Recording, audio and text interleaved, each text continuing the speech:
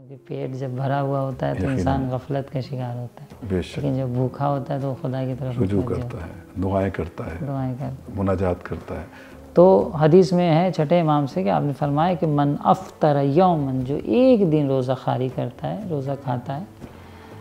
من شہر رمضان، ماہ رمضان کا، تو خرج روح الایمان من، اس سے روح ایمان خارج ہو جاتی ہے۔ اللہ اکبر۔ کان غیبت نہ سنے، زبان غیبت نہ کرے، جھوٹ نہ بولے، آنکھیں بری غلط نگاہ نہ ڈالیں، اور ہاتھ مثلا کسی کے اوپر ظلم کرنے کے لیے نہ اٹھے۔ حقیقی روزے دار وہ ہے کہ جس کا صرف پیٹ بھوکا نہ ہو۔ اگر کوئی شخص روزہ خاری کرتا ہے اور روزہ نہیں رکھتا بنا کسی عذر کے، بغیر کسی عذر کے، تو اس کا تو گناہ بہت بڑا ہے، اس کا بہت سخت گناہ ہے، گناہ کبیرہ میں سے ہے، اور پھر کفارے بھی واجب ہو جاتے ہیں۔ ایک دن کے بدلے وہ 60 دن روزے رکھے، یا پھر 60 فقیر کو کھانا کھلائے، یا غلام آزاد کرے، جو کہ اس کے زمانے میں نہیں ہے۔ جوان ہے، جاب ہے، کام ہے، سختی ہے، ان تمام ان چیزوں کو عذر نہ بنائیں۔ ایگزام ہے، پڑھائی ہے، اور ان چیزوں کو عذر بنا کے خدا نخواستہ روزہ ترک نہ کریں، بہت بڑا گناہ ہے۔ تو اتنا سخت کفارہ آپ دیکھیے روزے کے لیے رکھا گیا ہے، ایک روزے کا، ایک روزے کا، ایک روزہ نہیں رکھا تو 60 روزے آپ کو رکھنے ہیں۔ کچھ لوگ سارے گناہ کر کے بھی مومن بنتے ہیں نا، تو خدا ایسے لوگ، خود ساختہ مومن، ہر غلط کام کر رہے ہیں پھر بھی مومن۔ اچھا، بچے اکثر ہم لوگوں سے سوال کرتے ہیں، خود ہمارے بچے بھی، آپ کے بچے بھی سوال کرتے ہیں کہ یہ ماہ رمضان میں ہی روزوں کو واجب کیوں کیا گیا ہے؟ ہم سوچتے ہیں کہ ہم نے دن بھر روزہ رکھ لیا، بھوکے رہ لیے، اور اس کے بعد جو ہے افطار کر لیا، ہمارا روزہ قبول ہو گیا۔ خود کو بنانے کا مہینہ ہے، خلاصہ تن اگر عرض کیا جائے، بے شک، کہ وہ مہینہ ہے کہ اس مہینے میں ہم خود کو بنا سکتے ہیں، بہتر کر سکتے ہیں۔ تنگ دست ہے، اپنے دسترخوان کو نہیں سجا سکتا ہے، وہ بھی بھوکا ہے، اور امیر کے جس کے پاس تمام تر نعمتیں ہیں وہ بھی بھوکا ہے۔ اس کے اندر یہ احساس ہوگا کہ یہ سختی، یہ بھوک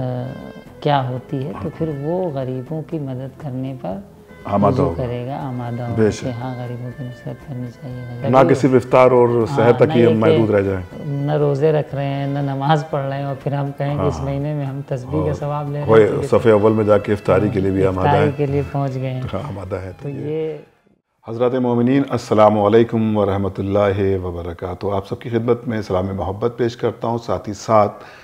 رمضان کی آمد کی مبارکباد پیش کرتا ہوں۔ یقیناً یہ ماہ رمضان ہم سب کے لیے ایک بہترین مہینہ ہے جس سے ہم اللہ سے قربت حاصل کر سکیں۔ اور رمضان مبارک صرف مبارکباد دینے کا مہینہ نہیں ہے، کیونکہ اکثر ہم دیکھتے ہیں کہ واٹس ایپ گروپ پر ہم صرف مبارکباد کے میسج چلاتے ہیں، بلکہ ہمارا یہ مہینہ جو راہ خدا میں ہمیں قربانی دینے کا سبق دیتا ہے، چاہے وہ بھوک کے ذریعے ہو، پیاس کے ذریعے ہو، صلہ رحمی کے ذریعے ہو۔ اسی سلسلے میں ہم بات کریں گے آج حجت الاسلام والمسلمین عالی جناب مولانا سید پیام حیدر رضوی صاحب سے۔ قبلہ السلام علیکم۔ وعلیکم السلام ورحمۃ اللہ وبرکاتہ۔ آپ کی خدمت میں بھی رمضان کی مبارکباد پیش کرتا ہوں،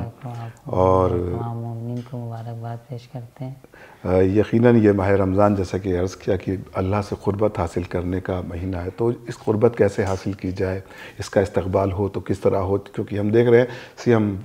تھوڑی سی بات تلخ ہے کہ ہم صرف واٹس ایپ گروپ پہ رمضان مبارک کا میسیج دے رہے ہیں، لیکن اس پر ہماری عملی ذمہ داریاں کیا بنتی ہیں جس کے ذریعے ہم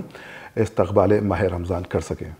بسم اللہ الرحمن الرحیم وبہ نستعین۔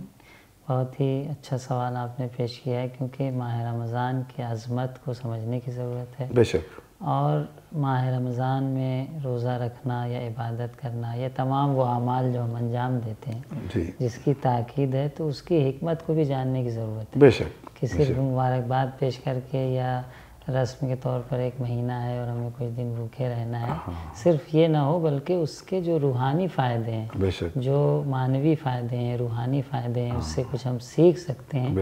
ان تمام چیزوں کی طرف ہماری توجہ ہونی چاہیے، نہ کہ صرف افطار اور سحر تک ہی ہم محدود رہ جائیں۔ دیکھا یہ جاتا ہے کہ ابھی رمضان آ رہا ہے تو بھائی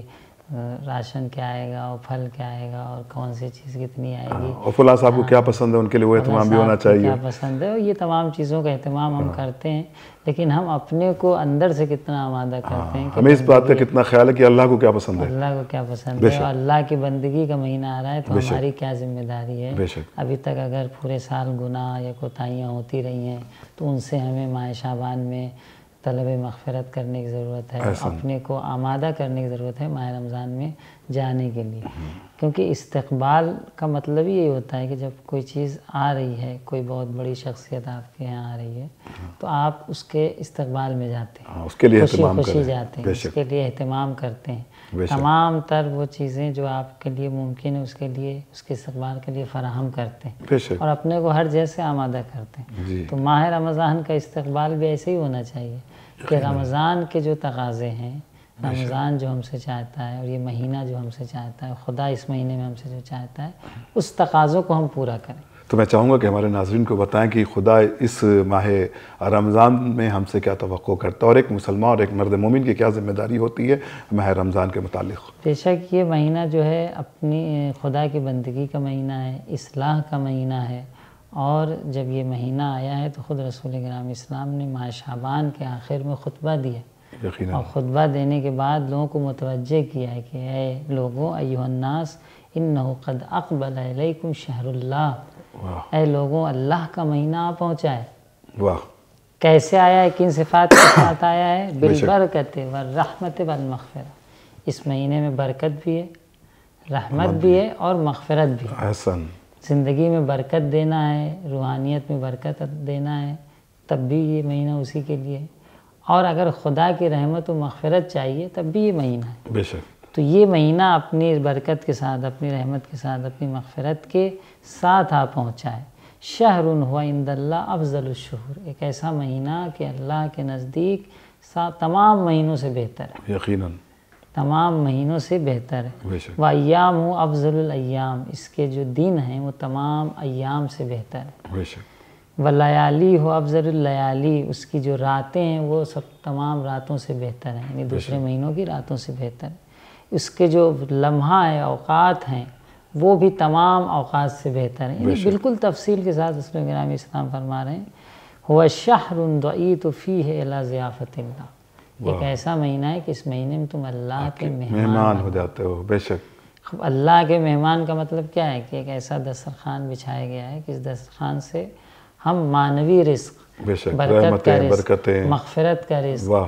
ہاں اپنے گناہوں کی مغفرت کا رزق، بے شک، اپنی آئندہ زندگی کو بہتر کرنے کا رزق، رزق میں برکت کے رزق میں حوالے سے، برکت، صحت میں برکت، اور زندگی کی جو تمام انسان کی ضرورتیں، ان چیزوں کے لیے ہم اس مہینے میں جا سکتے ہیں، خدا سے مانگ سکتے ہیں۔ بے شک، تو اگر ہم اس مہینے کی عظمت سے غافل ہوں، خدا نخواستہ، اور اپنے دنیاوی کام میں جس طریقے سے روزمرہ کی طرح مصروف تھے وہ مصروف رہیں، تو یہ حقیقت میں اس مہینے کی بنسبت گویا ہم کوتاہی کر رہے ہیں، بے شک، جس کا حق ہے وہ ادا نہیں کر رہے، حق ہے وہ ادا نہیں کر رہے ہیں، جس عظمت کے ساتھ، جس برکت کے ساتھ، جس رحمت کے ساتھ خدا ہمیں اور اللہ کے رسول دعوت دے رہے ہیں کہ آپ اس مہینے کی طرف جائیے،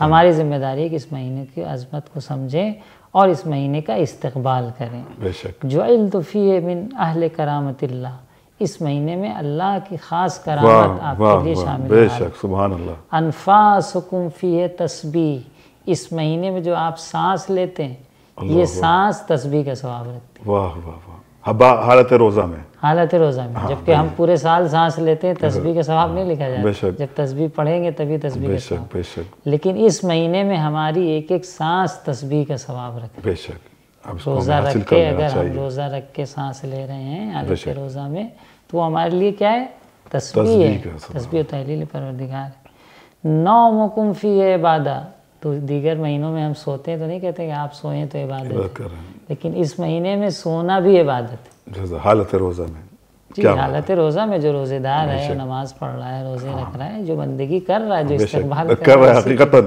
ورنہ اگر نہ روزے رکھ رہے ہیں نہ نماز پڑھ رہے ہیں اور پھر ہم کہیں کہ اس مہینے میں ہم تسبیح کا ثواب لے رہے ہیں، صف اول میں جا کے افطاری کے لیے بھی آمادہ افطاری ہے، کے لیے پہنچ گئے ہیں، آمادہ ہے، تو یہ بلکہ حقیقی استقبال کریں جو اللہ نے ہمیں استقبال کریں، روزے رکھ حکم کے، دیے ہیں اس نماز کی پابندی پڑھ کے، کریں، اور گناہوں سے بچ کے، جس کی تفصیل انشاءاللہ ہم آپ کے سامنے پیش کریں گے۔ عملکم فیہ مقبول، آپ کا عمل اس مہینے میں قبول ہوتا ہے، ماہ رمضان میں قبولیت اعمال کا مہینہ، اللہ اکبر، بے شک، پورے سال عمل کرتے رہیں قبول نہیں ہوا، دعا کرتے رہیں قبول نہیں ہوئی، لیکن اس مہینے میں یہ گارنٹیڈ دعا ہے، کریں گے، خدا وعدہ کر رہا ہے، کریں گے تو خدا کیا کہہ رہے ہیں؟ اہل بیت وعدہ مقبول، کر رہے ہیں، بے شک، اعمالکم فیہ مقبول، قبول و مقبول ہوں گے، ودعاؤکم فیہ مستجابہ، اس مہینے میں دعا اللہ اکبر، مستجاب ہوتی ہے، جی، دعا پوری ہوتی مستجاب ہے، ہوگی، آپ سمجھ سکتے ہیں۔ یقیناً، تو اگر پورے سال پریشانیوں کا، دقتوں کا شکار رہے ہیں، تو اس مہینے کو غنیمت سمجھیں اور آئیں اس مہینے میں خدا کی بارگاہ میں اس طریقے سے اپنے کو حاضر کریں کہ پروردگار بہت سی مشکلات ہیں، بہت سی پریشانیاں ہیں، بے شک دنیاوی، اخروی، ایمان کے حوالے سے، مادی حوالے سے، معنوی حوالے سے، بے شک اس کو خدا کی بارگاہ میں پیش کریں۔ یہ مہینہ بہت ہی عظمت کا مہینہ۔ فَاسْأَلُوا اللَّهَ رَبَّكُمْ بِنِيَّاتٍ صَادِقَةٍ، رسول اکرم اسلام فرما رہے ہیں کہ اس مہینے میں اپنے رب سے، اپنے خدا سے، اپنے رب سے صادق نیت کے ساتھ، سچی نیت کے ساتھ آپ دعا کریے، پاک دل کے ساتھ دعا کریے۔ بے شک اب دل پاک کب ہوگا؟ جب ہم اپنے کو اس مہینے کے لیے آمادہ کر لیں، اور ہم دنیاوی امور میں اور مادیات میں اور روزمرہ کی طرح جس طرح سے دنیا کے پیچھے دوڑ رہے تھے اسی طریقے سے مصروف رہیں گے تو پھر ہماری دعا کیسے مستجاب ہوگی؟ ظاہر ہے کہ مجھے بھی اللہ کی بارگاہ میں آ کے اپنا سر تسلیم خم کرنا ہوگا۔ ہاں، اس مہینے کو اہمیت دیں، اور اگر 11 مہینے ہم نے بندگی خدا نہیں کی، کوتاہی کی، غلطی کی، تو اس مہینے میں کم از کم خود کو آمادہ کریں۔ خود کو بنانے کا مہینہ ہے۔ خلاصہ اگر عرض کیا جائے بے شک کہ وہ مہینہ ہے کہ اس مہینے میں ہم خود کو بنا سکتے ہیں، بہتر کر سکتے ہیں، بے شک اپنے نفس کی تہذیب اور اپنے نفس کو مہذب بنا سکتے ہیں۔ بے شک، یہ بہت اچھی بات آپ کے استقبال کے حوالے سے فَإِنَّ الشَّقِي، آخری جملہ فرماتے ہیں، شقی ہے وہ شخص جو اس مہینے میں اللہ کی مغفرت سے محروم ہے۔ اللہ اکبر، اس سے بڑا شقی شخص نہیں ہو سکتا، شقاوت ہے اس کے اندر، بے شک جو اس مہینے میں اللہ کی مغفرت سے محروم رہ جائے۔ یعنی یہ مہینہ ہمیں بخشوانے آیا ہے، ہمیں بے شک ہماری آخرت کو آباد کرنے آیا ہے، ہماری دنیا کی بھی مشکلات کو حل کرنے آیا ہے۔ اگر اس میں ہم سے کوتاہی ہوتی تو ہم شقی شقی، ہاں، شقاوت، یعنی جسے کہیں کہ الشقی و شقی جو روایت میں ملتا ہے فی بطن امی، کہ جو شقی ہے مثلا ماں کے پیٹ سے بعض لوگوں کی شقاوت پائی جاتی ہے، آ کے اپنی شقاوت کو ظاہر کرتے ہیں۔ شقی ایک ہوتا ہے خوش بخت اور ایک ہوتا ہے بدبخت۔ تو شقی یعنی بدبخت ہے وہ انسان کہ جس کی دنیا و آخرت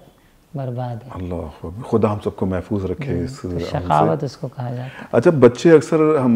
لوگوں سے سوال کرتے ہیں، خود ہمارے بچے بھی، آپ کے بچے بھی سوال کرتے ہیں کہ یہ ماہ رمضان میں ہی روزوں کو واجب کیوں کیا گیا ہے؟ ظاہر ہے کہ یہ بچوں کا سوال جائز ہے اور ان کا جواب آپ کے زبان میں ملے گا، تو مجھے لگتا ہے کافی بچے اس سے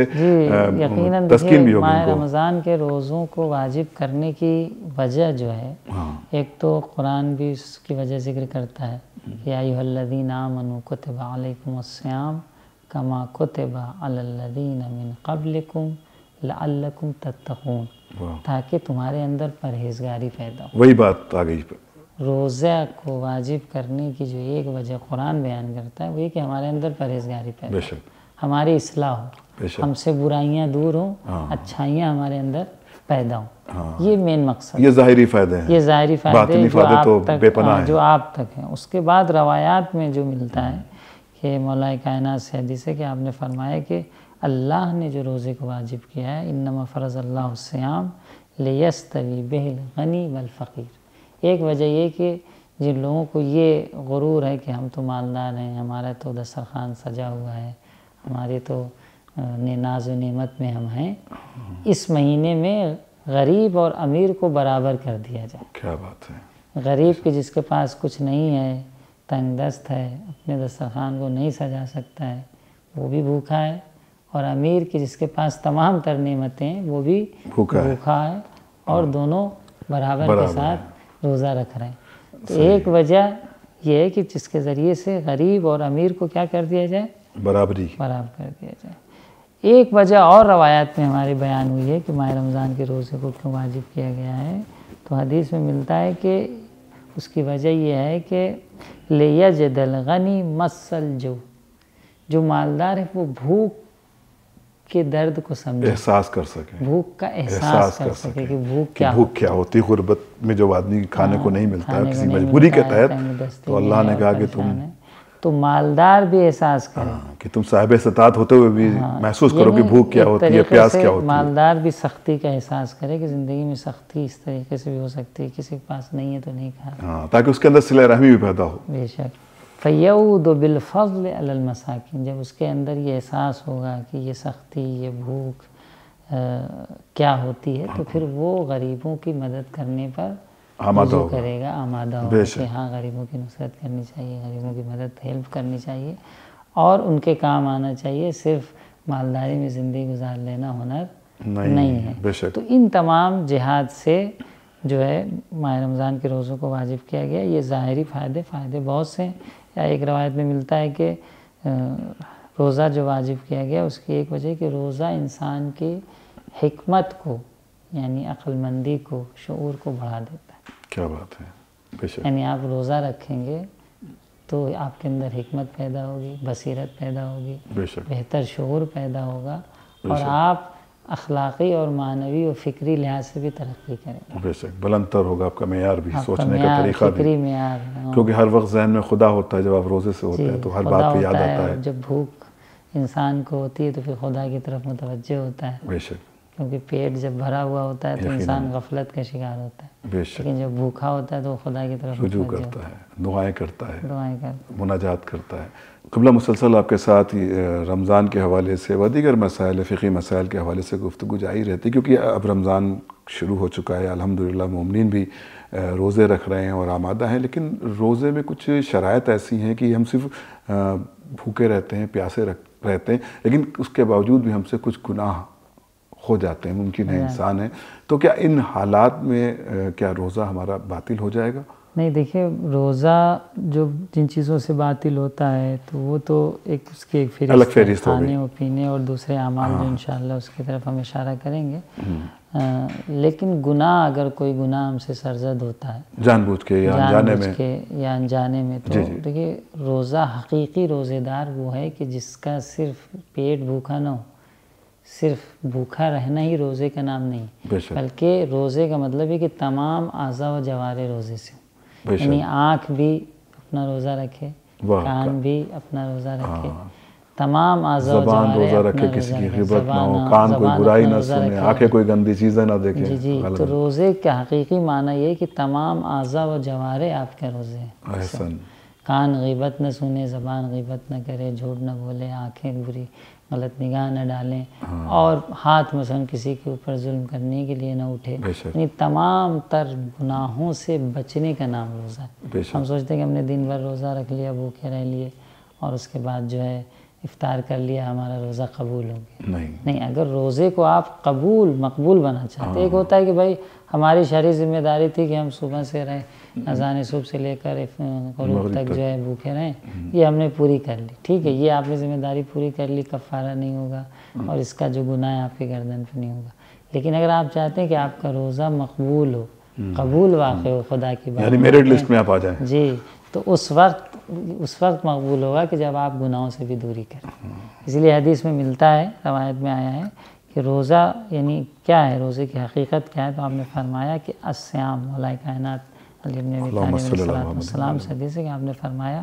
الصیام اجتناب المحارم، روزہ جو ہے، روزے جو ہیں وہ گناہوں سے بچنے کا نام۔ بے شک، ہم لوگوں فرمایا الصیام اجتناب المحارم کما یمتنع الرجل من الطعام والشراب، جس طریقے سے انسان جو ہے کھانے اور پینے سے پرہیز کرتا ہے، اسی طریقے سے گناہ سے بھی پرہیز کرے، بے شک، تب یہ آپ کا روزہ حقیقی روزہ کہلائے گا کہ آپ کا روزہ مقبول واقع ہوگا۔ ادھر سے اگر کوئی شخص روزہ بھی نہیں رکھتا ہے، خدا نہ خواستہ، خدا نہ کرے، ہاں بھائی، اگر کوئی شخص روزہ خاری کرتا ہے اور روزہ نہیں رکھتا بنا کسی عذر کے، بغیر کسی عذر کے،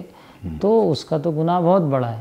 اس کا بہت سخت گناہ ہے، گناہ کبیرہ میں سے ہے، اور پھر کفارے بھی واجب ہو جاتے ہیں، ایک دن کے بدلے وہ 60 دن روزے رکھے یا پھر 60 فقیر کو کھانا کھلائے یا غلام آزاد کرے، جو کہ آج کے زمانے میں نہیں ہے۔ تو اتنا سخت کفارہ آپ دیکھیے روزے کے لیے رکھا گیا ہے، ایک روزے کا، ایک روزے کا، ایک روزہ نہیں رکھا تو 60 روزے آپ کو رکھنے ہیں، کفارے میں، اور ساتھ ساتھ یہ عمل بھی انجام دینے ہیں۔ ہاں 60 روزے رکھنے، یا پھر یا تو یعنی اختیار ہے، یا 60 روزے رکھیے یا 60 فقیر کو کھانا کھلائیے یا غلام کو آزاد، ایک عمل ان میں سے انجام دینا، تو یہ کفارہ ہے، یعنی اتنا سخت کفارہ کیوں رکھا جائے؟ ظاہر ہے کہ اس کی جزا بھی زیادہ ہے، ہاں جزا بھی زیادہ ہے اور نہ ترک کرنے کی سزا بھی زیادہ ہے۔ تو حدیث میں ہے چھٹے امام سے کہ آپ نے فرمایا کہ من افطر یومن، جو ایک دن روزہ خاری کرتا ہے، روزہ کھاتا ہے، من شہر رمضان، ماہ رمضان کا، تو خرج روح الایمان من، اس سے روح ایمان خارج ہو جاتی ہے۔ اللہ اکبر۔ اب وہ سوچے کہ نہیں ہم مومن ہیں، ہم اللہ والے ہیں، ہم اللہ کے بندے ہیں، ہم نیک ہیں، کہ کچھ لوگ سارے گناہ کر کے بھی مومن بنتے ہیں نا،